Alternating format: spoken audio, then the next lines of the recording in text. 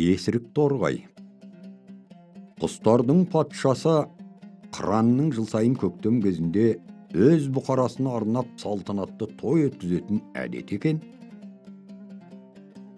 Барлық құстарды тағы да көктемде өтетін той салтанатына шақыртады.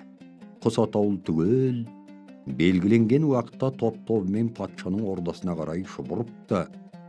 Орда қызметкерлері патшаның нұсқауы бойынша құстарды рет-ретімен қаз-қатар отырғызады. Құстар да мәз-мәйрам боп көрсетілген орынға жайғасады. Әр топтың басшыларына төрден сыйлы орын ұсынылады. Елдің соңын ала торғайлар тобы да жетеді.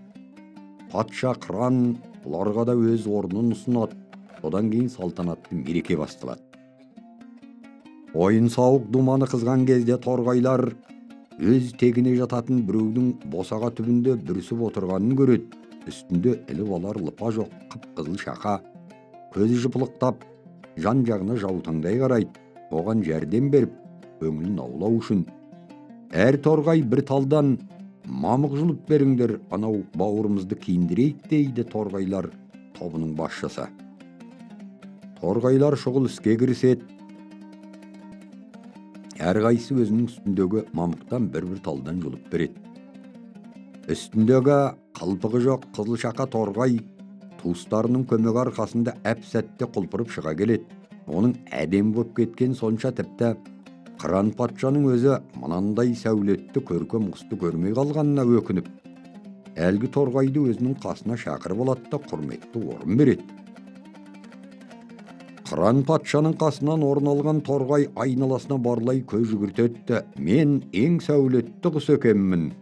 Қыран патшаның өзі түр-түсіме қызығып құрметтеді ғой деген ойға шомады.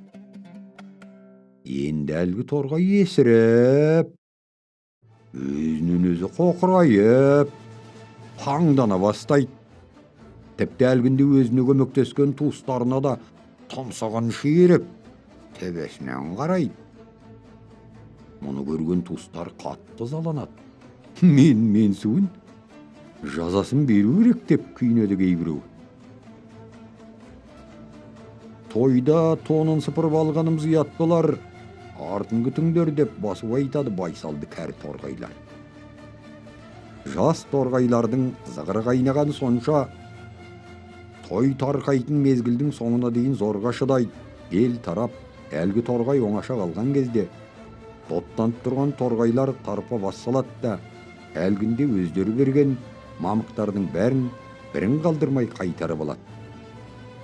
Ән сәулетінен айрылған есірік торғай үмірейіп, бұрынғысынша қызыл шақа кейпіне қайта түсіпті. Торғайлар көпке топырақ шашпа деп тарап кетіпті. Мұны көрген қыран патша есіргенде ес болмайды деп теріс айналыпты. Сөйтіп, аяқ астынан лепіріп, дандайсыған есірік торғай тілін тістеп, айдалада жалғыз қалыпты.